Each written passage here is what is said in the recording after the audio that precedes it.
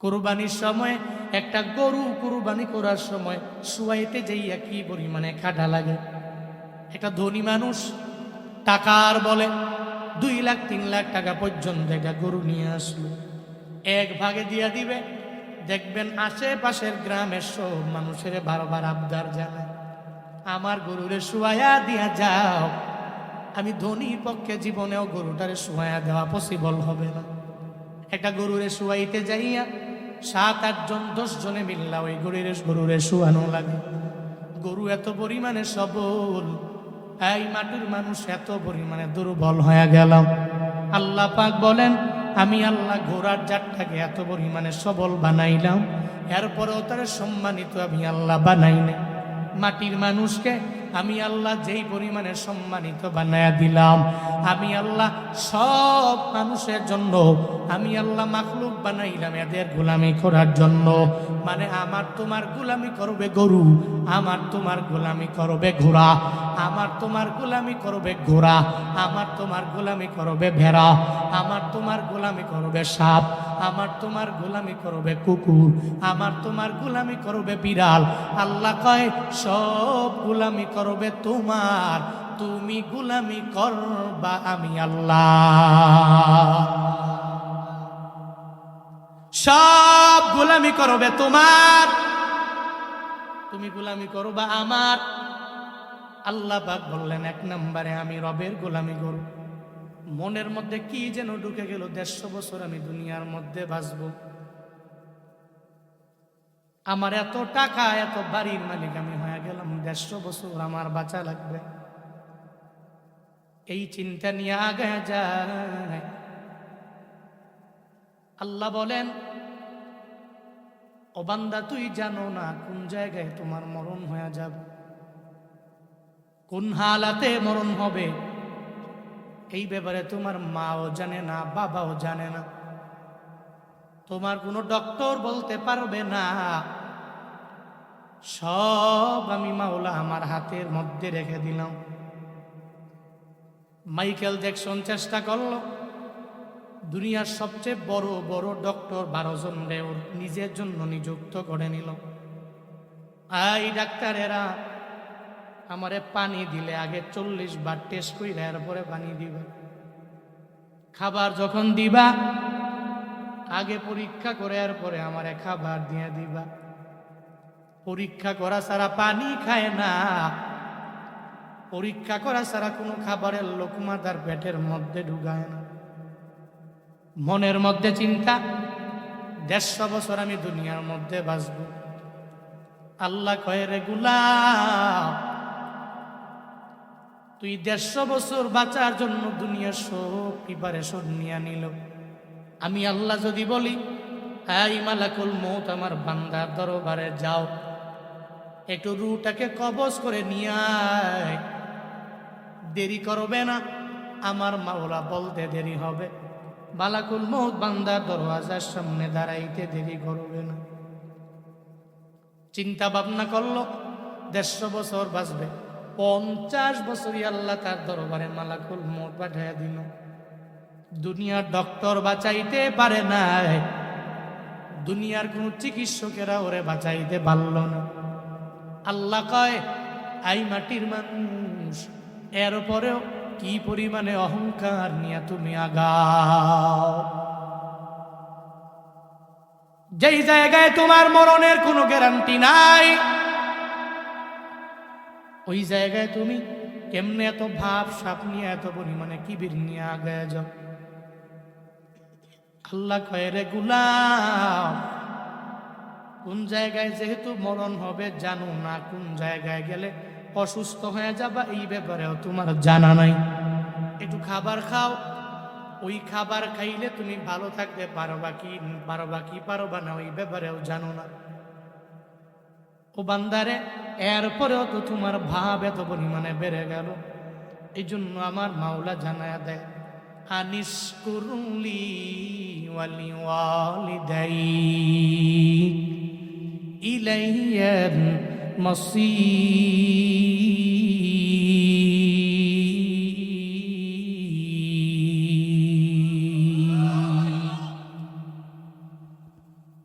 এই জন্যই তো আমার মাওলা জানায় দিলেন, এক নম্বরে আমি রবের শুকর আদায় করে নাও। চলার পথে ডানে গেলে আমি আল্লাহরে স্মরণ করে নাও, তুমি বামে গেলে আমার মাওলারে স্মরণ কইরা নাও। যে কোনো টাইমে যে কোনো সময় আমার মাওলা মালাকুল মউত পাঠাইয়া দিতে পারে। এমন কোনো বড় ধনীয় হই নাই যে আল্লাহকে বলতে পারবো আল্লাহ মালাকুল মউতের পারমিশনের জন্য আমার কাছে দিয়ে দাও। মালাকুল মউত দুনিয়ার কোনো মানুষের দরবারে পারমিশন নেয় না, একজনের কাছে নিয়েছে, ওটা আমার নবী, তোমার নবী, আমার পয়গম্বরের দরবারে। কেমন মায়ার নবী আমার! আল্লাহ পাক আজরাইলে পর্যন্ত নবীর পারমিশন নেওয়ার জন্য নবীর দরবারে পাঠাইল। আল্লাহ মালাকুল মউতরে বলছে, আই মালাকুল মউত, আমার নবীর দরবারে যাও। যদি নবী পারমিশন দেন তাহলে নবীর রূহটাকে কবজ করে নিয়ে আসবা, যদি পারমিশন না দেয় কবজ করবা না। মালাকুল মউত আসলেন, আসসালাতু ওয়াসসালামু আলাইকা ইয়া রাসূলুল্লাহ। নবী গো, আমি মালাকুল মউত হাজির, আল্লাহ আপনার দরবারে আমারে পাঠায়া দিয়েছে আপনার রূহটাকে কবজ করার জন্য। অনুমতি যদি দেন রূহটাকে কবজ করে নিয়ে যাব, যদি অনুমতি না দেন আপনার রূহটাকে কবজ করার মতো ক্ষমতা আমি মালাকুল মউতের নেই। মায়ার নবী কয়, আয় আজরাইল, আইনা আখি জিবরাইল, আমার ভাই জিবরাইল কই? ওই জিবরাইল রে আমার দরবারে নিয়ে আয়, তার সাথে আমার কিছু কথা বলা লাগবে, তার দরবারে যাও। এবার আজরাইল দৌড়াইয়া প্রথম আসমানে গিয়া জিবরাইলকে ডাকলেন আর বললেন, জিবরাইল ভাই আমার, আমার মদিনাওয়ালা নবী তোমারে ডাকলো। নবীর দরবারে যাওয়ার জন্য জিবরাইল মদিনাওয়ালা নবীর দরবারে আইসা মায়ার নবীর চেহারা মুবারক দেখা চোখের পানি ফালায়া ফালায়া কান্না করে। নবীও জিবরাইলে দেখে, নবীর চোখ দিয়া টপ টপ করে ঝরায়া ঝরায়া অজর ধারায় পানি পড়ে। নবী আমার ডেকে বলে, ও জিবরাইল, তুমি চোখের পানি ফালায়া কেন কান্না করো? আমার বুঝে হয় না। জিবরাইল ডেকে বলে, ও পয়গম্বর, আপনি চোখের পানি ফালায়া কেন কান্না করেন? আমার নিজেরই বুঝে আসে না। আপনি আমার মাওলার এত বড় প্রিয়, দুনিয়ার সব নবীরা আমার মাওলারে পাগল করার জন্য কাজ করে। নবী গো, আপনার আশেক আমার মাওলা নিজেই হয়ে গেল, আপনাকে রাজি করার জন্য আমার মাওলা নিজেই কাজ করে। ও পয়গম্বর, ওই রবের মুলাকাতে আপনি চলে যাবেন, চোখের পানি ফেলায় কান্না করার মানে হয় না। নবী আমার বলে, আমি কান্না করি? জিবরাইল, তুমি কেন কান্না করো আগে আমারে জানাও। জিবরাইল বলে, পয়গম্বর, দুনিয়ার সব আম্বিয়াদের কাছে ওহী নিয়ে দায়িত্ব নিয়ে আমার আসার দায়িত্ব ছিল। আমি আদম নবীর দরবারে রবের পক্ষ থেকে ওহী নিয়ে আসলাম, আমি ঈসা নবীর দরবারে ওহী নিয়ে আসলাম, মূসা নবীর দরবারে আমি ওহী নিয়ে আসলাম, দাউদ নবীর দরবারে আমি ওহী নিয়ে আসলাম। সব নবীর দরবারে ওহী নিয়ে আমি জিবরাইল আমার রবের পক্ষ থেকে চলে আসলাম। পয়গম্বর, তবে সবার দরবারে অনেকবার আমি যাইনি। কারো দরবারে গেলাম 100 বার, কারো দরবারে গেলাম 200 বার, কারো দরবারে গেলাম 500 বার, কারো দরবারে গেলাম 1000 বার, কারো দরবারে 2000 বার গেলাম। নবী আপনার দরবারে আমি 100 বার না, নবী আপনার দরবারে আমি 1000 বার না, আপনার দরবারে 2000 বার না, আপনার দরবারে 10,000 বার না। আল্লাহ পাক আল্লাহর পক্ষ থেকে আপনার দরবারে পাঠাইছে আমারে সর্বমোট মিল্লা 24,000 বার। নবী আপনার চেহারা মুবারক আমি আর দেখতে পারবো না, এত সুন্দর চেহারা মুবারক আর আমি জিবরাইল দেখতে পারবো না।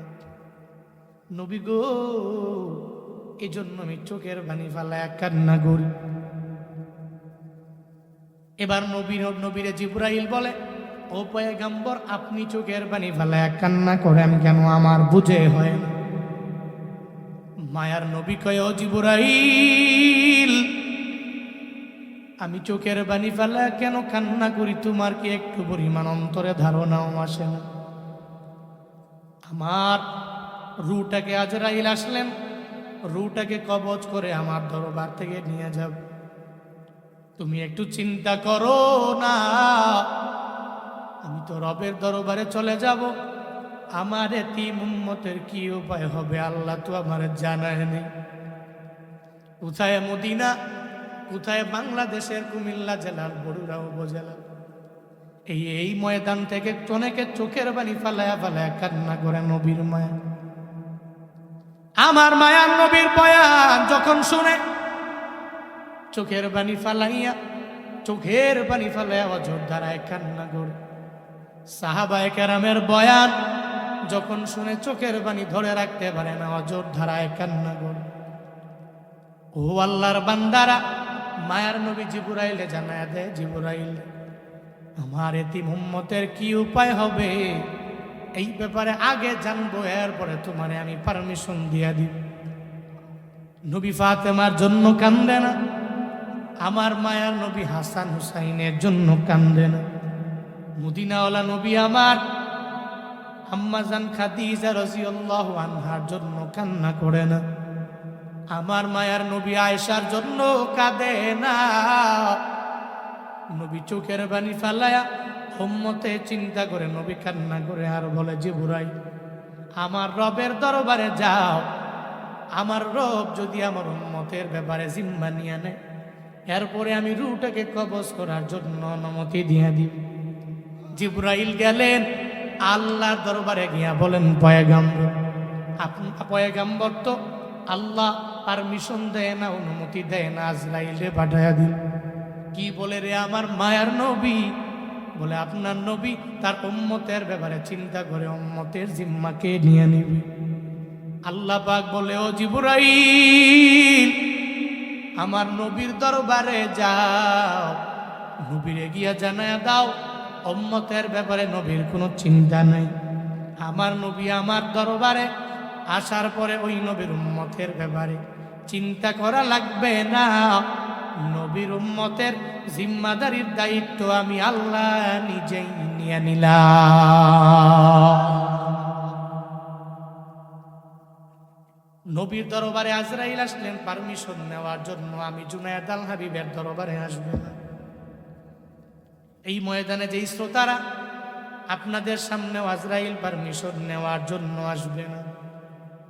কোন জায়গায় মরণ হবে জানাও নাই, যেহেতু জানা নাই, আমিও জানি না, আপনিও জানেন না, কেউ জানে না, তাহলে ভাবও ধরা যাবে না। এক নম্বরে শকর আদায় করব কার? এক নম্বরে আল্লাহ। আল্লাহ পাক বলেন, এই মাটির মানুষ তাকায়া দেখ, কি পরিমাণ সুন্দর করে আমি আল্লাহ তোরে বানাইলাম, এরপরেও কেন তুই নাশুকরিয়া করো? কেন তুই অত অকৃতজ্ঞ হয়ে যাও? এই মাটির মানুষ, আমি আল্লাহ কত সুন্দর করে তোমারে বানাইলাম। একটা উটের দিকে তাকায়া দেখেন, এই উটটা আমাদের চাইতে দুর্বল নাকি সবল? বলেন না কেন? সবল নেই। ওই উটের সাথে পারবেন না, উটের এত পরিমাণে শক্তি আপনি বেড়ে উঠবেন না। কিন্তু আল্লাহ বলেন না এই উটের জাতটা বড় দামি, মানুষ বড় দামি না, আল্লাহ বলেন নাই। আল্লাহ বললেন, এই মাটির মানুষ, উটের চাইতেও তুমি বড় দামি। একটা গরু, এত পরিমাণে গরুর শক্তি, আর পরেও গরু দামি না, আপনি বড় দামি। কুরবানির সময় একটা গরু কুরবানি করার সময় শুয়াইতে যাইয়া কি পরিমাণে খাটা লাগে। একটা ধনী মানুষ টাকার বলে 2 লাখ 3 লাখ টাকা পর্যন্ত একটা গরু নিয়ে আসলো, এক ভাগে দিয়া দিবে। দেখবেন আশেপাশের গ্রামের সব মানুষের বারবার আবদার জানায়, আমার গরুরে শুয়াইয়া দিয়া যাও। আমি ধনীর পক্ষে জীবনেও গরুটারে শুয়াইয়া দেওয়া পসিবল হবে না। একটা গরুরে শুয়াইতে যাইয়া 7-8 জন 10 জনে মিল্লা ওই গরুরে শুয়ানো লাগে। গরু এত পরিমাণে সবল, এই মাটির মানুষ এত পরিমাণে দুর্বল হয়ে গেলাম। আল্লাহ পাক বলেন, আমি আল্লাহ ঘোড়ার জাতটাকে এত পরিমাণে সবল বানাইলাম, এরপরেও তারা সম্মানিত আমি আল্লাহ বানাই নাই। মাটির মানুষকে আমি আল্লাহ যেই পরিমাণে সম্মানিত বানায়া দিলাম, আমি আল্লাহ সব মানুষের জন্য আমি আল্লাহ মাখলুক বানাইলাম এদের গোলামি করার জন্য। মানে আমার তোমার গোলামি করবে গরু, আমার তোমার গোলামি করবে ঘোড়া, আমার তোমার গোলামি করবে ঘোড়া, আমার তোমার গোলামি করবে ভেড়া, আমার তোমার গোলামি করবে সাপ, আমার তোমার গোলামি করবে কুকুর, আমার তোমার গোলামি করবে বিড়াল। আল্লাহ কয় সব গোলামি করবে তোমার, তুমি গোলামি করবা আমি আল্লাহ। সব গোলামি করবে তোমার, তুমি গোলামি করবা আমার। আল্লাহ পাক বললেন 1 নম্বরে আমি রবের গোলামি করব। এই বান্দা শিরকে যাবা না, আমি রবের ইবাদতে মগ্ন হয়ে যাও। 5 বেলার নামাজে তুমি যাও। এবার শুকর আদায় কেমনে হবে? হুজুর আপনি বললেন আল্লাহ শুকর আদায় করার জন্য আমি সকালে একবার আলহামদুলিল্লাহ বলি, দুপুরে একবার বলি, আমি রাতেও একবার বলি। আমার তো শুকর আদায় হয়ে গেল, কিন্তু ফজরেরও খবর নাই, জোহরেরও খবর নাই, আসরেরও খবর নাই। আল্লাহ কয় শুকর গুজার বান্দা হওয়ার জন্য আমি রবের আদেশ মানা লাগবে। 5 বেলার নামাজে তুমি যাও, নিজের একটু 20 মিনিট কইরা 100 মিনিট সময় দিয়া দাও। মাত্র 1 ঘন্টা 40 মিনিট, 24 ঘন্টার ভিতরে আমার মাওলারে দাও। যে নামাজ পড়ে না, ওই বান্দা নামাজ না পড়লে আমার মাওলার কোনো লসও হবে না। যে নামাজ পড়ে জান্নাতের মালিক হয়ে যাবে, আমার মাওলার বিন্দু মাত্র পরিমাণ লাভও হবে না। আল্লাহর লাভও লসও নাই, সব লাভ লস হলো আমি বান্দার, আমার লাভ আমার লস। আমি জান্নাতে গেলে আমার ফায়দা, আমি জাহান্নামী হয়ে গেলে আমার লস। আমার অপকার, আমার জান্নাতে গেলে আমার উপকার। এই জন্য চলার পথে শুকর আদায় আমি মাওলার আদায় করব। আমি চলার পথে 5 বেলার নামাজি হয়ে যাব, আমার লাভের জন্য হয়ে যাব। আল্লাহ কয় 1 নম্বরে শুকর আদায় বান্দা তুমি আমি মাওলার করে নাও। আমি রবের শুকর আদায় যখন শেষ হয়ে যাবে রে বান্দা, এরপরে তুমি তোমার মা বাবার শুকর আদায় করে নাও। আল্লাহ যে জায়গায় বললেন নিজের ব্যাপারে, এরপরে আল্লাহ মা বাবার ব্যাপারে জানায়া দিলেন। মানে 1 নম্বরে ইবাদত আমি আল্লাহর, 2 নম্বরে খেদমত হলো তোমার মা বাবা। 1 নম্বর ইবাদত কার, 2 নম্বরে খেদমত কার? বাবা। আল্লাহ পাক বলেন শুকর 1 নম্বরে আল্লাহর, 2 নম্বরে শুকর আদায় হয়ে যাবে তোমার মা বাবার। তুমি তোমার মা বাবার খেদমত করবা, কারণ দুনিয়া দেখলা যেই মা বাবার মাধ্যমে বান্দা তুমি দেখলা আমি আল্লাহ হলাম সরাসরি তোমার মালিক। আমি আল্লাহ তো মা বাবার মাধ্যমে দুনিয়াতে আসার একটা ব্যবস্থা আমি মাওলা করে দিলাম। দুনিয়াতে আসলেন, আপনার মায় কত পরিমাণে কষ্ট আপনার জন্য করলো একটু ভাবেন না রে বাবা। মা আপনার গর্বের মধ্যে লইয়া ঠিক মতো খাবারও খাইতে পারে না। সকালবেলা খায় নাই, দুপুরেও খায় নাই, রাতের বেলা যখন খাবারের পেটটা নিয়ে যখন মা বসে গেল, ওই পেটের ভিতরে আপনি জোরে জোরে মারে কলিজার ভিতরে একটা ধাম করে লাথি মেরে দিলেন। আপনার মায় সকালেও খায় নাই, দুপুরেও খায় নাই, ক্ষুধার যন্ত্রণায় চোখের বানি ফালাইয়া বারান্দায় গিয়া গিয়া কান্না করে মায় জিজ্ঞাসা করে, বৌমা তুমি কেন খাও না, কেন কান্না করো? তোমার ব্যাপারে মায় বলে নাই সন্তানটা আমারে কলিজার মধ্যে জোরে জোরে লাথি মেরে দিল, এটা বলে নাই। বারান্দায় গিয়া দাঁড়াইয়া চোখের পানি ফালাইয়া ফালাইয়া মায় কান্না করে। ও আল্লাহর বান্দা, এই যে মায় তোমার জন্য এত পরিমাণে স্যাক্রিফাইস করলো, সব পরিবারের সদস্যরা ঘুরার জন্য বেড়াইবার জন্য যায়, গর্ভবতী মায় যায় না। মারে যায় যখন বারবার আবদার জানায়, স্বামী জানাই, বিবি আমার একটু চলো না ঘোরার জন্য যাই, বলে সন্তানটাকে গর্ভের মধ্যে নিয়ে সব জায়গায় যাওয়া যাবে না, আমার সন্তান বড় ক্ষতির মধ্যে পড়ে যাবে। না না, আমার সন্তানটারে আমি কষ্টিন গেলেও ক্ষতির মধ্যে ফেলাইতে পারি না। একটা সন্তানের জন্য মা এত পরিমাণে স্যাক্রিফাইস করল। দুনিয়াতে আসার সময়ও মায়েরা কি পরিমাণ কষ্ট করে বাবা জানুনি। রাজশাহী মেডিকেল কলেজের বহু বছর আগের এক ঘটনা আমি বলি।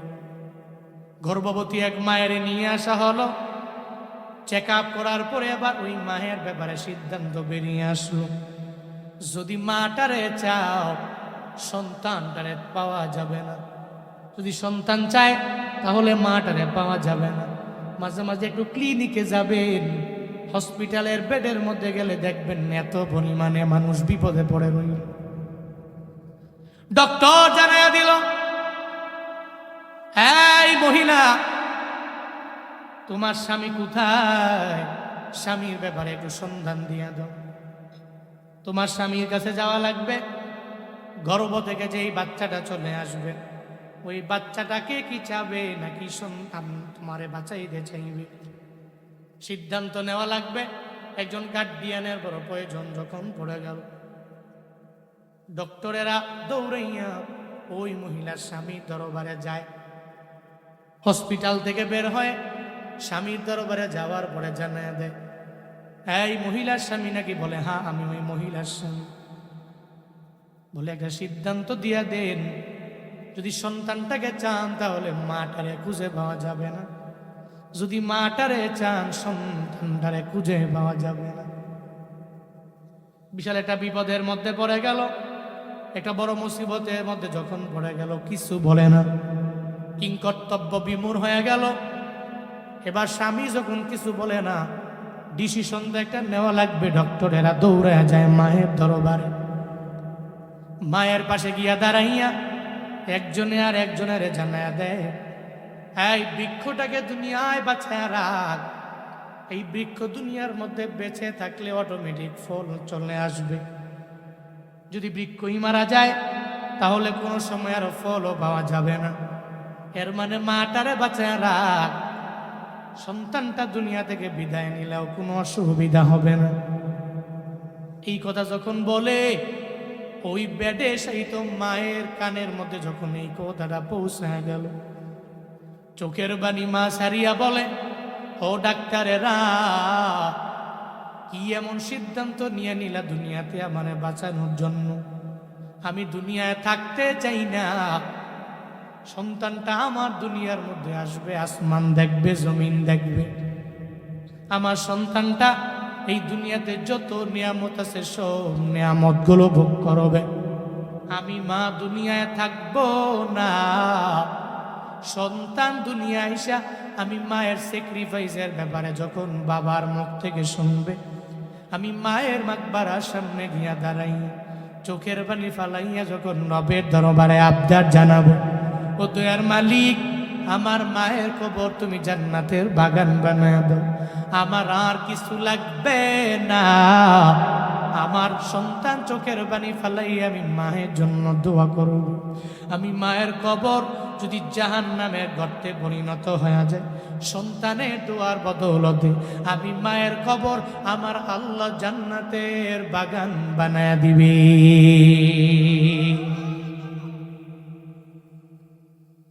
মা জানায়া দিল। এবার মাটা দুনিয়া থেকে বিদায় নিয়ে চলে গেল, সন্তান দুনিয়ার মধ্যে চলে আসলে বাবা এত পরিমাণে কষ্ট, ডেলিভারির সময় কত মায়েরা দুনিয়া থেকে বিদায় নিয়ে যায়। ও বড়ুরা এলাকার যুবক, এরপরেও তো 23 বছর বয়স যখন তোমার হয়ে গেল, তুমি মায়ের আঘাত দাও। বয়স যখন হয়ে গেল, বাবার মনে আঘাত দাও, ওই মা বাবার প্রতি বিন্দু মাত্র পরিমাণ মায়া তোমার ভিতরে কাজও করে না। একটা বাইকের জন্য, ফোনের জন্য তুমি মায়ের লাত্তি পর্যন্ত দিয়ে দিলে। এই কপাল পোড়া, আজকেও ফেসবুকের মধ্যে দেখলাম, আমারে দেখাইলো, বলে একটা ছেলে তার মায়ের মাইরা ফ্রিজের মধ্যে ঢুকাইয়া দিল। আবার ফেসবুকে বলে গত রাতের বেলা আমার ঘরের মধ্যে ডাকাত আসলো, ডাকাত আইসা আমার মায়ের ধইরা দুনিয়া থেকে বিদায় করে দিয়েছে। মায়ের নিজে মাইরা ফ্রিজের মধ্যে ঢুকায় রাখলো, ফেসবুকের মধ্যে মায়ের জন্য দোয়া করে। এই নিমো খারাপ, একটু মায়ের জন্য কি বিন্দু মাত্র পরিমাণ মায়া নেই? কি পরিমাণে নিষ্ঠুর মানুষ হয়ে যাইতে পারে? নিজের মায়ের মাইরা ফ্রিজের মধ্যে ঢুকায় রাইখা বলে আমার মায়ের অন্যজনে মারলো। কি পরিমাণে কপালটা পড়লে বান্দা সম্ভব হয়ে যায়। অথচ তুই জানো না এই মা তোর জন্য কত পরিমাণে কষ্ট করলো, বাবা তোর জন্য কষ্ট করলো। কোন সন্তানেরা বোঝে না, যখন মা বাবা দুনিয়া থেকে বিদায় নিয়ে চলে যায়, চোখের পানি ফালাইয়া ফালাইয়া রবের দরবারে দোয়াও করে, কবরের সামনে যায় আর রব্বির হামহুমা কামা রাব্বায়ানি সগীরা, এটা বইলা মা বাবার জন্য চোখের পানি ফালাইয়া যখন দোয়া করে। জীবিত থাকতে মায়েরও খবর নেয় না, বাবারে খবর নেয় না। ওদিন তুমি টের পেয়ে যাবা এই মা বাবার কত পরিমাণে দরদ, এই মা বাবার কত পরিমাণে কদর। আমার মায়ার নবী কত পরিমাণে এতিম, যেই মায়ার নবীর মতো এতিম কেউ নাই। এত পরিমাণে মদিনাওয়ালা নবী মায়ার নবী এতিম হয়ে গেল। এই এতিমেরা যারা মা বাবা হারাইয়া পরিপূর্ণ এতিম হয়ে গেলেন, বাড়িতে যাওয়ার পরে যারা মায়ের আদর পায় না, মারে মা বলে ডাকতে পারে না, এত পরিমাণে মারে হারাইয়া নিজের দুর্বল বানায় ফেলে। ওরা জানে যে মারে হারাইলো মায়ের কদর বুঝতে পারবে, যে বাবারে হারাইয়া ফেললো ও বাবার কদরটা পরিপূর্ণ বুঝতে পারবে। মায়ার নবী আমার কি পরিমাণে এতিম জানো নি রে বাবা? রহমাতুল লিল আলামিন ছোটবেলায় যখন দুনিয়াতে আসলেন আমার নবী, মা আমেনার ঘরে দাদা আব্দুল মুত্তালিব ধাত্রী খোঁজার জন্য রাস্তায় দাঁড়ায় রইল। সকাল চলে গেল, দুপুরও চলে গেল, বিকাল হয়ে গেল, কোনো ধাত্রী আমার নবীরে নিতে চায় না। কেন নিতে চায় না? তার বাবা দুনিয়ায় নাই, যার কারণে তারে নিতে চায় না বলে টাকা পাবো না। মায়ার নবী পরে আছেন, শেষ মুহূর্তে দুধমা হালিমা আমার মায়ার নবীরে নিয়ে গেল। ওই হালিমার কপাল কত ভালো রে, যার দুগ্ধ আমার মদিনাওয়ালা নবী পান করার মাধ্যমে তার সম্মানটা এত পরিমাণে দুনিয়ার মধ্যে বাড়ায়া দিল। আজও আমার মায়ার নবীর দুধমার নাম দুনিয়ার সব নবীর উম্মতেরা নেয়। যখনই নেয় হালিমার জন্য সুন্দর করে মুনাজাতের মধ্যে দোয়া করে। বন্দারে ওই হালিমার কপালটা এত পরিমাণে খুলে গেল, আমার মায়ার নবীরে নিয়ে চলে গেল। নেওয়ার পরে নবীর একজন দুধ বোন ছিল, এই দুধ বোনের নাম হলো সায়েমা। কি নাম? সায়েমা একজন দুধ বোন। মদিনাওয়ালা নবী একটা স্তন থেকে নবী দুগ্ধ পান করে, আবার সায়েমার জন্য আর একটা স্তন রেখে দেয়। এবার যখন সায়েমা নবীরে নিয়া বিকেলবেলা যখন যায় মেষ চড়াইয়া, এরপরে মায়া নবীরে ঘুম পাড়ানি গান গাওয়ায়, নবীরে ঘুম পাড়াইয়া দেয়। ওই বেদুইন নারী জানে না, ওই বেদুইন মহিলা জানে না আমি কারে আমার ঘুম পাড়ানি গান গাওয়া আমার হাঁটুর উপরে রাইখা রাইখা ঘুম পাড়াই। এতটুকু তার বিন্দু মাত্র পরিমাণ ধারণা নাই। যারে না বানাইলে আমার মাওলা আসমান বানাইতো না, যারে না বানাইলে আমার মাওলা জমিন বানাইতো না, যারে না বানাইলে আল্লাহ আরশে মুআল্লা বানাইতো না রে বাবা, যারে না বানাইলে আমার মাওলা কলম বানাইতো না, যারে না বানাইলে আল্লাহ কুরসি বানাইতো না। সব যেই নবীর উসিলায় ওই নবীরে কুলের মধ্যে নিয়া নিয়া সায়েমা বলে আল্লাহুম্মা বকিলানা মুহাম্মদ, ও আল্লাহ মুহাম্মদের হায়াত তুমি বাড়ায়া দাও, মুহাম্মদের সম্মান তুমি বাড়ায়া দাও, মুহাম্মদের মর্যাদা তুমি বাড়ায়া দাও। যখন বারবার এভাবে মুহাম্মদ নবীর জন্য, মায়ার নবীর জন্য, শিশু নবীর জন্য যখন সায়েমা দোয়া করে, এতটুকু ওই নারী জানে না, এতটুকু ওই মেয়ে জানে না আমার নবীরে তো আল্লাহ সম্মান বাড়ায়া দিবে, আমার নবীরে তো আল্লাহ মর্যাদা বাড়ায়া দিবে। 5 বছর হয়ে গেল, নবী ওখান থেকে যখন মা আমেনার ঘরের মধ্যে যায়, এবার তো বয়স হয়ে গেল, বাবার আদর যখন পায় না, অটোমেটিক বাবার বিভিন্ন জায়গায় যায়। আমার মায়ার নবী বাবারা যায় যায় খুঁজে। ওই জায়গা থেকে রহমাতুল্লিল আলামিন রওয়ানা। ওই জায়গা থেকে বিকাল বেলা খেলাধুলা নিজে করার জন্য যায় না, নিজে খেলাধুলা দেখার জন্য যখন নবী যায়, মাঠের এক পাশে দাঁড়াইয়া সব শিশুরা খেলাধুলা করে, নবী করে না, নবী দেখ। আল্লাহ পাক আমার মদিনাওয়ালা নবীরে এমন পরিমাণে সিনা চাক করানোর মাধ্যমে দুনিয়ার যত মোহ আছে সব মোহগুলো আমার মাওলা উঠে নিয়ে চইলা গেলেন। নবী নিজে খেলে না, নবী খেলার মাঠের পাশে দাঁড়ায়া দাঁড়ায়া দাঁড়ায়া খেলা দেখ।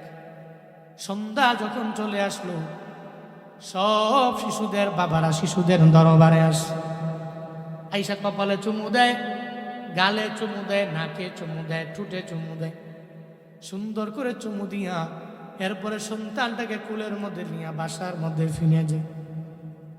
মায়ার নবী আমার এই দৃশ্য দেখে কান্না করি, চোখের বাড়ি ফেলায়া ফেলায়া কান্না করে।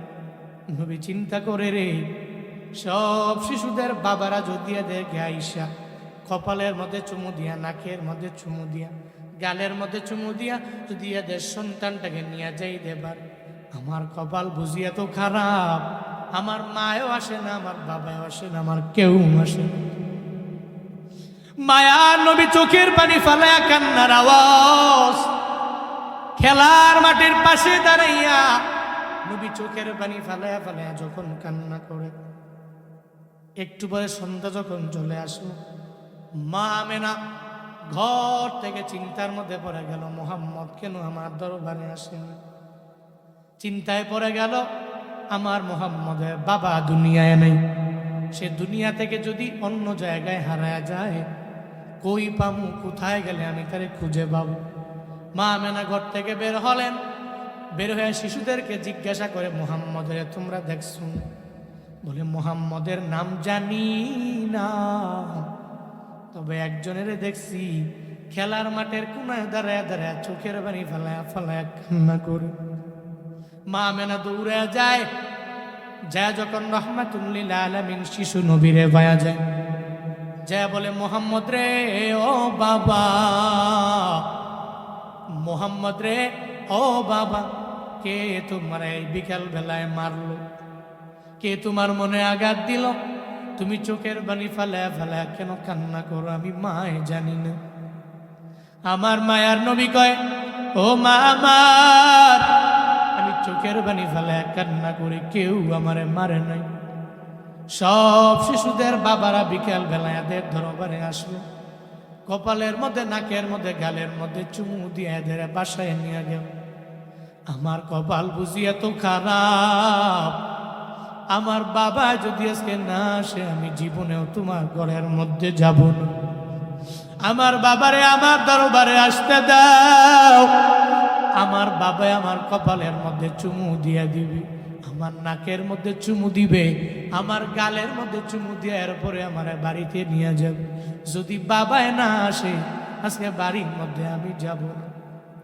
মা আমেনা কয়, মোহাম্মদ, তোমার বাবায় তো দুনিয়া থেকে বিদায় নিয়ে চলে গেছে, গর্বের মধ্যে তুমি যখন তোমার বাবায় ব্যবসা করার জন্য গেল, ওই জায়গা থেকে আমার ঘরের মধ্যে আর ফিরে আসেনি। দুনিয়াতে আসার পরে তুমি বাবার আদর পাও নাই, তুমি বাবার আদর না পাইয়া আজকে বাবারে বড় মিস করো, এই কারণে তুমি বাবার জন্য চোখের পানি ফেলায় কান্না করো। তুমি যতই বলো তোমার বাবারে আমি আইনা দিতে পারবো না, কারণ একবার যখন বাবা দুনিয়া থেকে বিদায় নিয়ে চলে গেল, বাবাকে কবরস্থ করা হয়েছে, এখন যদি চাও কবরের মধ্যে নিয়ে যাইতে পারি, আর তোমার বাবারে আমি দেখাতে পারবো না। আমার মায়ার নবী কয়, ও মা আমার বাবার কবরের পাশে আমারে নিয়ে যাও, আমি আমার বাবার কবর জিয়ারতের জন্য যাব। মা আমেনা আমার শিশু নবীরে লইয়া যখন রওয়ানা, এবার দাদা আব্দুল মুত্তালিবের দরবারে যখন যায়, আর যা বলে, শ্বশুর গো, আমি আপনার নাতিকে সঙ্গে করে লইয়া আপনার ছেলে আব্দুল্লাহর কবর জিয়ারতের জন্য যাইবার আছে। বলে, দুইজনে পারবা না? খাদেমা উম্মে আয়মানকে সঙ্গে করে নিয়ে যাও, তোমরা তিনজনে ঘোড়ায় উঠে যাও, ঘোড়ায় সওয়ার হয়ে এর উপরে আব্দুল্লাহর দরবারে যাও, ওই আব্দুল্লাহর কবর জিয়ারত করার জন্য তোমরা যাও, অনুমতি দিয়ে দিলাম। মায়ার নবী আর উম্মে আয়মান আর আমার নবীর মা তিনজনে ঘোড়ার মধ্যে সওয়ার হয়ে যখন রওনা, সঙ্গে সঙ্গে আমার মায়ার নবী বারবার মায়েরে কয়ে, ও মা আমার বাবার কবরে কি কেন এখনো আমি আসিনি? বারবার দৌড়ায় ঘোড়া, এরপরেও কেন পথটাকে ফুরায় না, এরপরেও কেন বাবার কবর আমি পাই না। হঠাৎ করে যখন আব্দুল্লাহর কবরের সামনে যখন রওনা হয়ে গেল, পৌঁছে গেল, এবার সঙ্গে সঙ্গে মা আমেনা জানায়া দেয়, মোহাম্মদ রে, ও বাবা, দেখ দেখ ওই জায়গায় তোমার বাবার কবর, ওই বাবার কবরে যাও। মায়ার নবী ঘোড়া থেকে লাফ দিয়া পড়ে গেলেন, বাবার কবরের পাশে যাইয়া চোখের পানি ফালায়া ফালায়া নবী কান্না করে আর বাবারে ডাকে, ও বাবা আমার, তুমি কেমন নিষ্ঠুর হয়ে গেলা, আমি মুহাম্মদের একটু মায়া করবার মন চায় না, আমি মুহাম্মদের গালে চুমু দিতে মন চায় না, আমি মুহাম্মদের কপালে একটু চুমু খাইবা না। ও বাবা আমার, তুমি এত পরিমাণে নিষ্ঠুর হয়ে গেলা কেমনি? আমি মুহাম্মদের জন্য কি বিন্দু মাত্র পরিমাণ মায়া নেই? আমার মায়ার নবী চোখের পানি ফালায়া ফালায়া যখন কান্না করে, আল্লাহ জিবরাইলে পাঠায়া দিল, জিবরাইল রে, আমার নবী কান্না করে এত পরিমাণে বেহুশ হয়ে যাবে, আমার নবীরে গিয়া তার বাবার কবর থেকে অন্য জায়গার মধ্যে নিয়ে যাও, যাতে নবী চোখের পানি ফালায়া কান্না না করে। মায়ার নবীকে জিবরাইল আসলেন, একটু ধাক্কা দিয়া ওই জায়গা থেকে আর এক জায়গায় নিয়ে গেল। মা আমেনা কয়, মোহাম্মদ, এখানে দেরি করা যাবে, চলো না, তোমাকে সঙ্গে করে লইয়া রওনা হয়ে যাব, তুমি আমার সাথে চলো, আমরা তিনজনে মিল্লা তোমার দাদার বাড়ি চলে যাব। নবী আর দেরি করলেন না, বাবার কবর জিয়ারত করে ঘোড়ার মধ্যে নবী উঠলেন, এরপরে উম্মে আয়মান উঠলেন, এরপরে মা আমেনা ওঠার পরে এবার ঘোড়া যখন দৌড়া যায়, পথিমধ্যে যাওয়ার পরে হঠাৎ করে মা আমেনার পেটের মধ্যে ব্যথা শুরু হয়ে গেল। মা আমেনা বলে, উম্মে আয়মান, আমারে ঘোড়া থেকে তুমি একটু নামায়া দাও, আমি ঘোড়া থেকে নামবো, আমার সন্তানটারে তো মুহাম্মদের একটু নামাও না।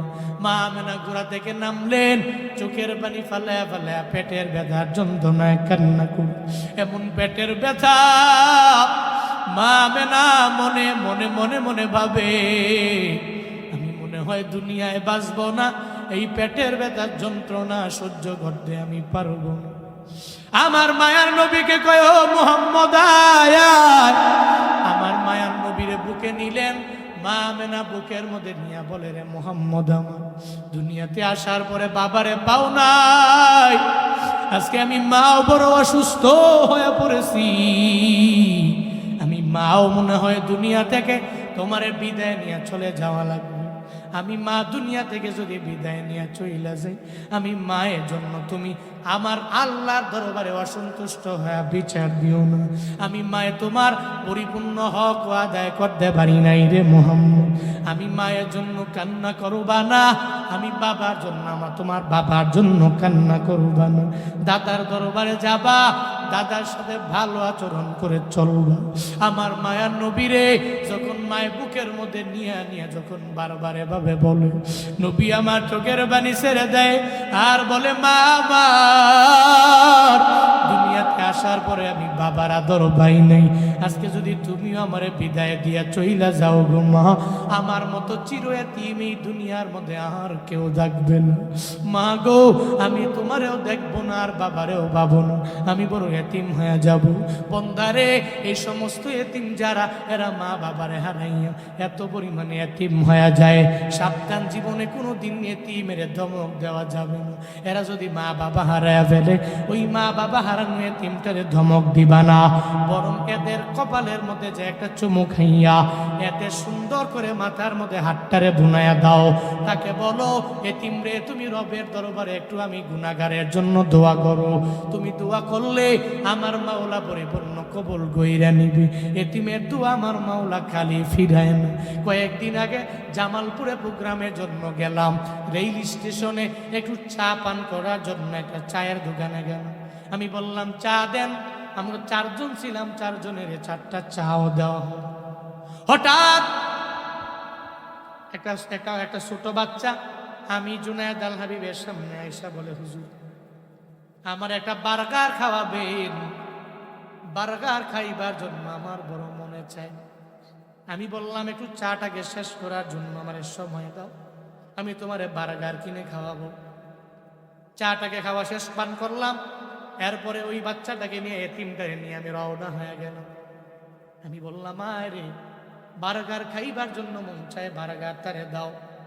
সে বার্গার খায়, এরপরে চেয়ারের মধ্যে বসেই আমি তারে জানাইলাম, এই ছেলে এই গভীর রাতে মাদ্রাসার মধ্যে পড়াশোনা করার কথা তোমার ছিল, তুমি এই গভীর রাতে কেন আমার দরবারে আসলা?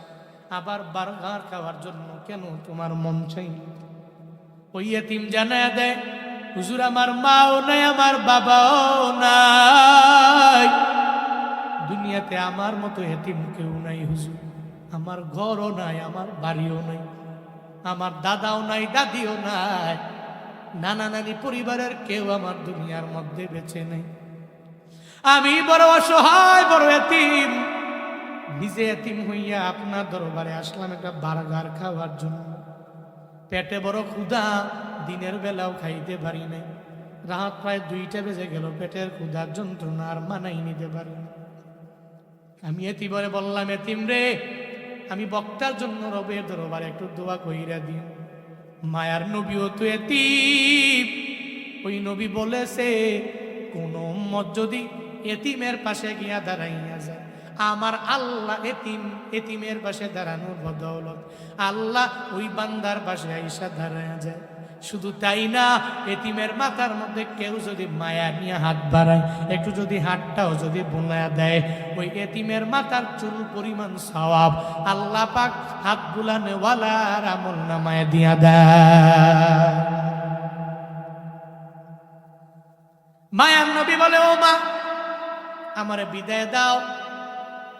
তুমি মনে হয় দুনিয়া থেকে বিদায় নিয়ে চলে যাবা। নবীর মাও চলে গেল, এবার বাবাও দুনিয়া থেকে বিদায় নিয়ে চলে গেল। উম্মে আয়মানের সঙ্গে করে লইয়া রহমাতুল্লিল আলামিন যখন রওনা দাদার ঘরে যাবে, আব্দুল মুত্তালিব দূর থেকে তাকায়া দেখে ঘোড়ার মধ্যে, যাওয়ার সময় 3 জন রে পাঠাইলাম, আসার সময় 3 জনে নাই, মাত্র 2 জন। মুহাম্মদের কপাল বুঝি এত খারাপ, বাবাটাকেও গর্বে থাকতে দুনিয়া থেকে বাবাটারেও হারাইল, এখন 6 বছর বয়সে মারেও হারাইয়া ফেললো আমার মুহাম্মদ। মায়া নবী দাদা দরবারে আইসা চোখের পানি ফালাইয়া কান্না করে আর বলে, দাদা আমার এই দুনিয়াতে আমি মারেও হারাইলাম, আমার বাবারেও হারাইলাম, আমার মা বাবা কেউ নাই। দাদা গো, আপনি আমার গার্ডিয়ান হয়ে গেলেন এই দুনিয়াতে, দাদা আপনি আমার সব, কারণ আমি মায়ের আদর পাবো না, বাবার আদর পাবো না। এই এতিমেরা, যারা মা বাবা হারাইছো, চিন্তা করিও না, তোমার চাইতে আমার মায়ার নবী বড় এতিম ছিল। মনে রাখবা, এখন যারা মা বাবারে পাওয়ার পরেও ঠিক মতো কদর করতে পারলা না, ওই মা বাবার দোয়া নিয়ে যারা চলতে পারে না, ওই মা বাবার মনে যারা বদদোয়া নিয়ে নিয়ে আঘাত দিয়ে আগায়া যাও, মনে রাখবি যুবকেরা, যেদিন মা বাবা দুনিয়া থেকে বিদায় নিয়ে চলে যাবে, মাকবারার সামনে গিয়া দাঁড়াইয়া চোখের পানি ফালায়া কান্না করলেও মায় তোমার ডাকে সাড়া দিবে না। চোখের পানি ফালায়া কান্না করলেও বাবা জীবনে কোনোদিন তোমার ডাকে সাড়া দিবে না। এখনো সময় আছে, ওই মা বাবার দোয়া নিয়ে বান্দা আগায়া যাও। পৃথিবীতে যেই যেই মনীষীরা বড় দাবি হয়ে গেল, এরা মা বাবার দোয়ার বদৌলতে হয়ে গেল। ছোট্ট একটা ঘটনা বলি, কাবা শরীফের একজন ইমাম আছে, ওই ইমামের নাম আব্দুর রহমান আস-সুদাইসি। যার নাম আব্দুর রহমান আস-সুদাইসি কাবার বড় ইমাম হয়ে গেল। ওই আব্দুর রহমান আস-সুদাইসি রে সাংবাদিকেরা এসে জিজ্ঞাসা করে, এই আব্দুর রহমান আস-সুদাইসি কাবার ইমাম কেমনে হয়ে গেলেন? কি আপনার ইলিম আছে, কি পরিমাণে আমলের পাওয়ার? কাবার ইমাম জানায়া দেয়, এই আমি এত পরিমাণে ইলমের পাওয়ার নিয়ে কাবার ইমাম হতে পারি না, আমার আমলের জোরে না, বরং আমার মায়ের দোয়ায় আল্লাহ আমারে কাবার ইমাম বানায়া দিয়েছে। কার দোয়ায়? জুনায়েদ আল হাবিব কেমনে দৌড়াই, কক্সবাজারে কালকে, আজকে এখানে, কালকে লালমনিরহাট, কেমনে যাব, কেমনে দৌড়াই? আমার ইলমের পাওয়ারে দৌড়াই না, আমার আমলের পাওয়ারে দৌড়াই না, আমার হিলমের জুড়ে দৌড়াই না। আমি বলি রে, সব হলো আমার মাওলার দয়া, আমার আলেম বাবা মার দোয়া। মা বাবা তাহাজ্জুদ পড়িয়া যখন সন্তানের জন্য দোয়া করে, আল্লাহ ফিরাইয়া দেয় না, আমার মাওলা কবুল কইরা নেয়। আব্দুর রহমান সুদাইসি জানাইয়া দিল সাংবাদিকেরা, আমি কাবার ইমাম কেমনে হয়ে গেলাম? আমার মায়ের দোয়ায় আল্লাহ আমারে কাবার ইমাম বানায়া দিয়েছে। কি ব্যাপার, কি বলেন না, ঘটনা বলেন না। আব্দুর রহমান জানাইয়া দেয়, ছোটবেলায় আমার মায় আমাকে সঙ্গে করে লইয়া উমরা করার জন্য যখন বাইতুল্লাহ আসলো, আমারে সঙ্গে করে মায়ে নিয়ে আসলো। মা আমারে বলল, সন্তান আমার, এই কাবা বড় দামি ঘর, বড় দামি জায়গা, এই কালো গিলাফ এত পরিমাণে দামি, এই কালো গিলাফের সম্মান তুমি বজায় রাখতে পারবা না। এই কালো গিলাফ এত পরিমাণে পবিত্র, এই পবিত্র কালো গিলাফের সম্মান তুমি বজায় রাখতে পারবা না। আব্দুর রহমানের মাথা ফের এক সাইডের মধ্যে দাঁড় করে রাখলেন। নিজে মা একা একা ঘুরে দুইটা চক্কর দিয়ে যায়, দেখে সন্তানটাকে যেই জায়গার মধ্যে রেখে আসলাম ওই জায়গায় নেই। মা বড় পেরেশানিতে পড়ে গেলেন, এই সন্তানটাকে এই জায়গায় রেখে আসলাম কেন এই জায়গার মধ্যে নাই?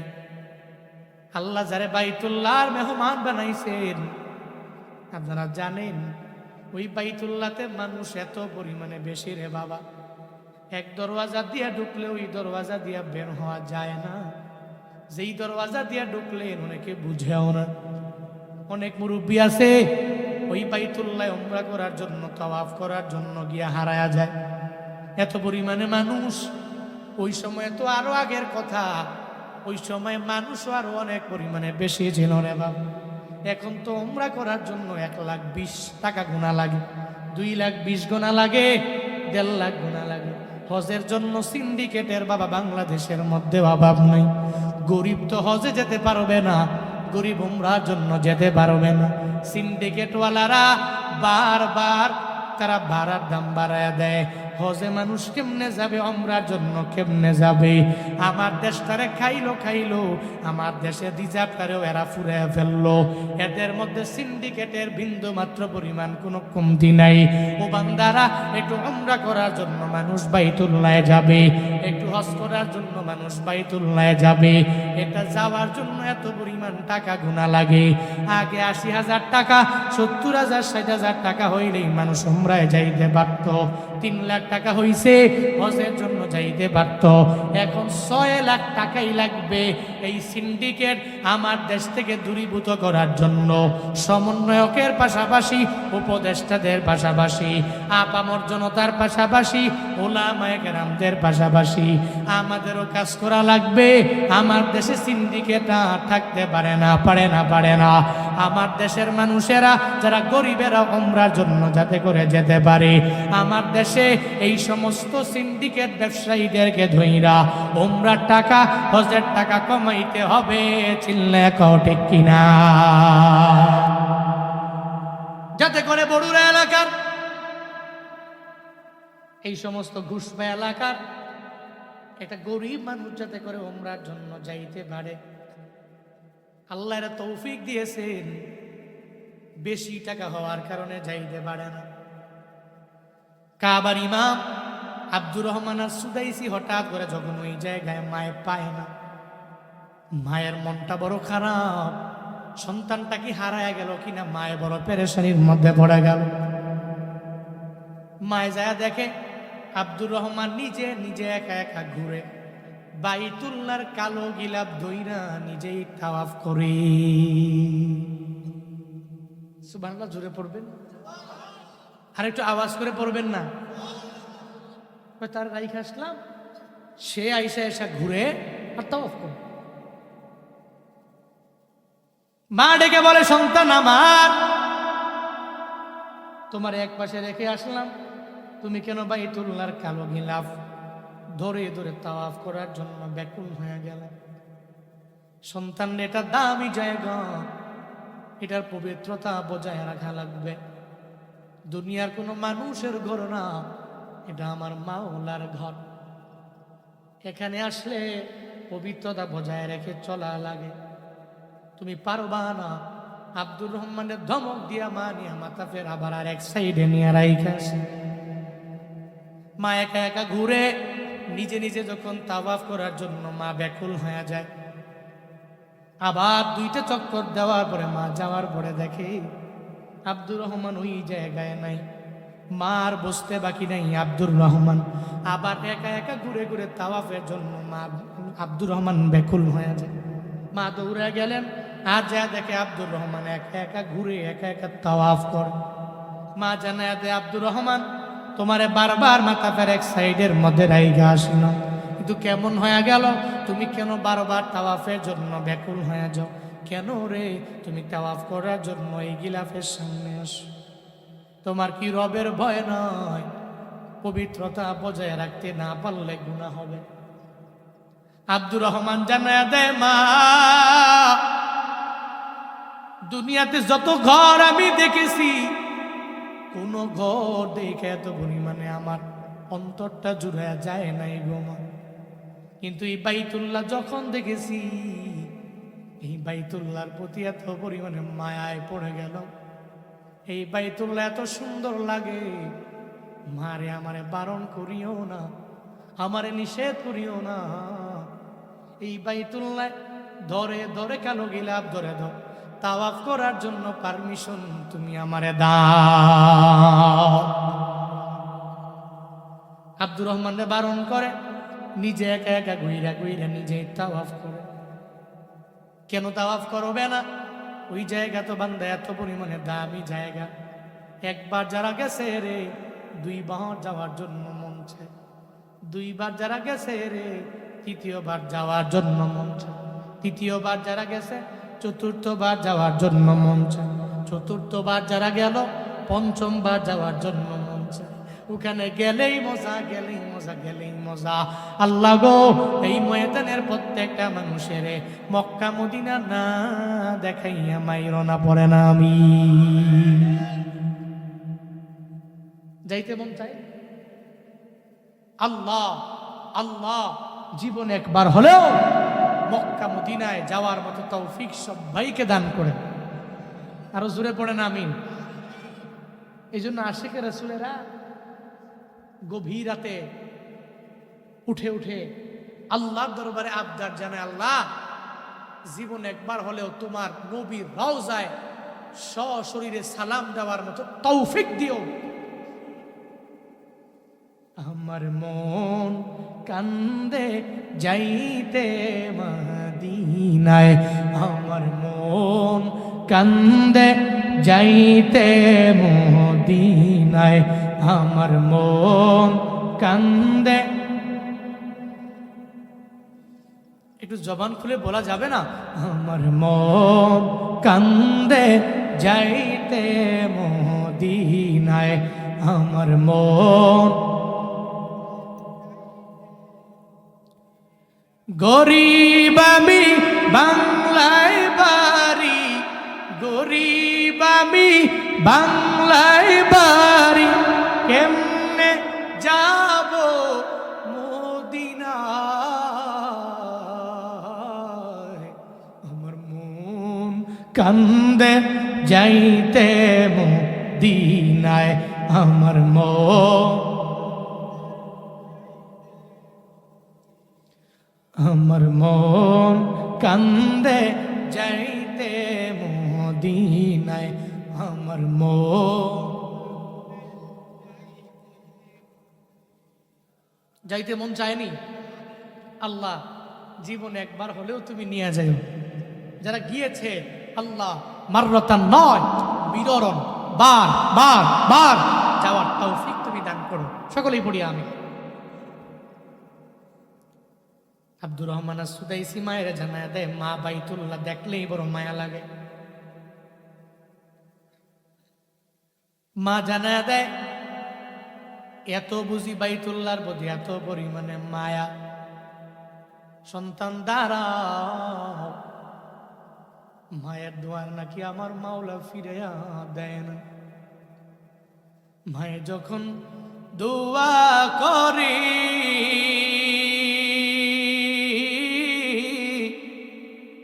চলে যায় আরশ তরে, সাথে সাথে কবুল হয় ফল দেখিতে পাও, সাথে সাথে কবুল হয় ফল দেখিতে পাও।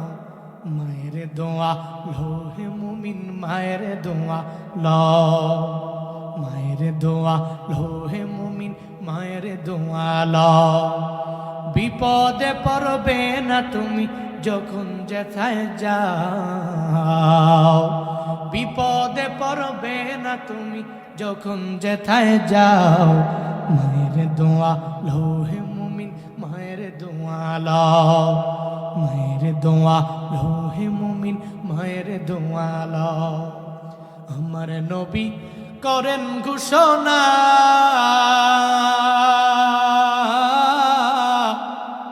দিলের দোয়া বৃথা যায় না, সন্তানের করবে দোয়া মাকে বলে দাও, সন্তানের করবে দোয়া মাকে বলে দাও। মায়ের দোয়া লোহে মুমিন, মায়ের দোয়া ল, মায়ের দোয়া লোহে মুমিন, মায়ের দোয়া ল। বিপদে পড়বে না তুমি যখন যেথায় যাও, বিপদে পড়বে না তুমি যখন যেথায় যাও। মায়ের দোয়া লোহে মুমিন, মায়ের দোয়া লোহে মুমিন, মায়ের দোয়া ল, মায়ের দোয়া লোহে মুমিন, মায়ের দোয়া ল। খারাপ লাগতেছে? এই কষ্ট পাচ্ছেন নাকি আপনারা? আব্দুর রহমান সুদাইসি মায়ের জানায় দেয়, মারে আমার বড় ভালো লাগে, এই বাইতুল্লাহ বড় দামি জায়গা, বড় মায়া লাগে। মা বলে সন্তানের জন্য মায় যখন চোখের পানি ফালাইয়া রবের দরবারে আবদার জানায়, আল্লাহ কবুল করে নেন। সঙ্গে সঙ্গে আব্দুর রহমান সুদাইসির মাথার উপরে মা একটা হাত দেয়, আর একটা হাত আব্দুর রহমান সুদাইসির মা বাইতুল্লাহর কালো গিলাফে দেয়। আল্লাহু আকবার, জোরে পড়বেন না। একটা হাত মায়ে দেয় সন্তানের মাথার উপরে, আর একটা হাত মায়ে দেয় কালো গিলাফ।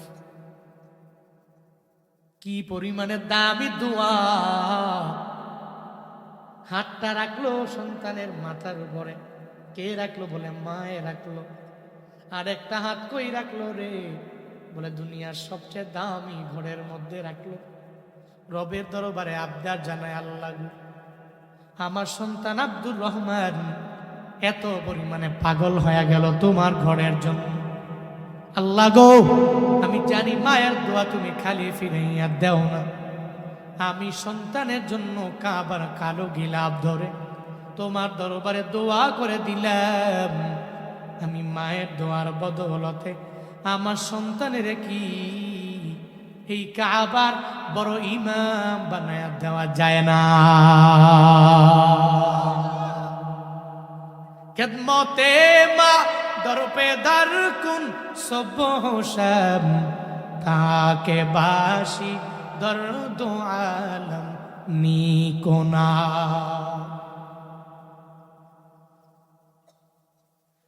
তোমরা কি মজা করলা নাকি?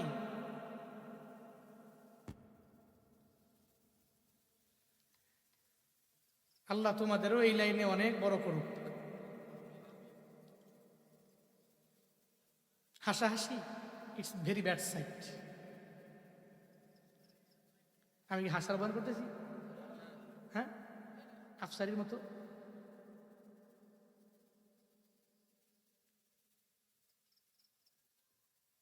মাঝে মাঝে হাসি লাগে, মাঝে মাঝে হাসি না দিলেই ভালো।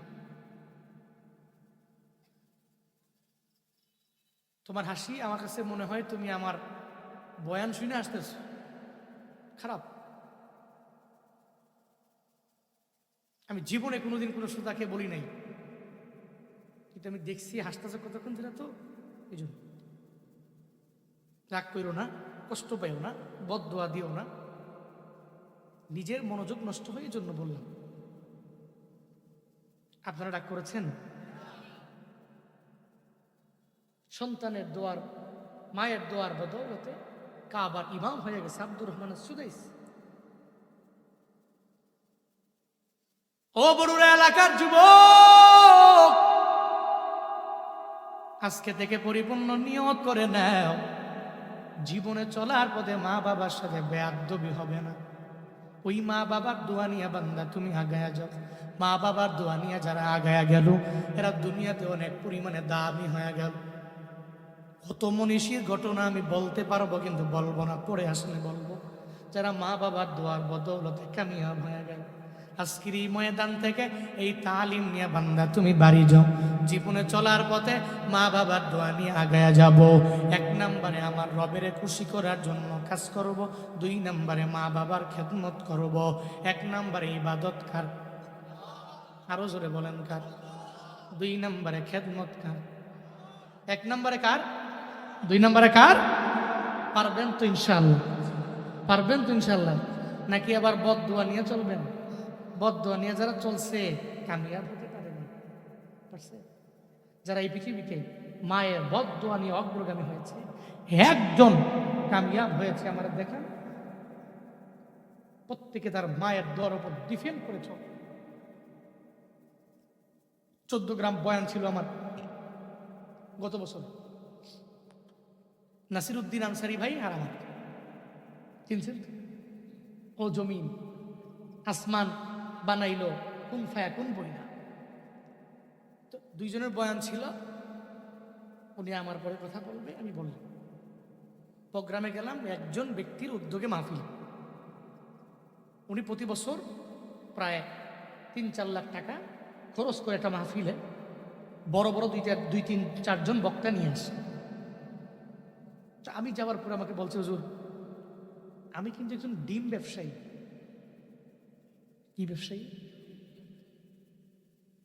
এখন আর নাই,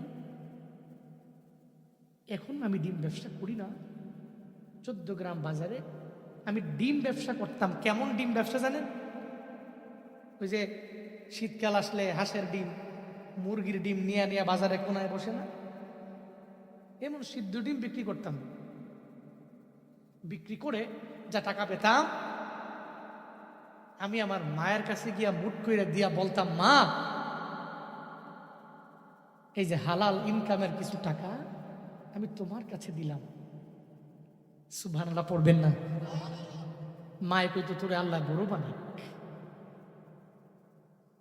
উনি বলছেন, আজকে আমার মা দুনিয়া থেকে বিদায় নিয়েছে, আমি আমার আব্বা আম্মার জন্য প্রতি বছর এত বড় বড় প্রোগ্রাম করাই। হুজুর আল্লাহ আমারে কত টাকা দিয়েছে আমি জানি না, আল্লাহ আমারে ভরপুর বানিয়ে দিয়েছে। আমি ডিম ব্যবসায়ী, আমি ডিম বিক্রি করি, আজকে আমি কোটিপতি। আপনি বাড়ি দেখলে অবাক হয়ে যাবেন, অনেক সুন্দর বাড়ি।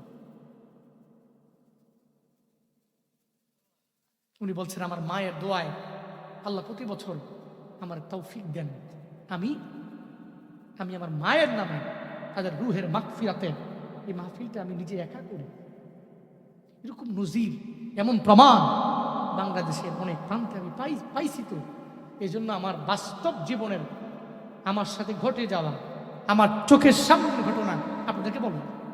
জীবনে চলার পথে এই একটা মিশন নিয়ে চলেন যে আমি যাই করি আর না করি, যদি আম্মার সাথে বেয়াদবি হয় এমন কোনো আচরণ আমি করব না। আব্বার সাথে বেয়াদবি হয় এমন কোনো আচরণ করব না।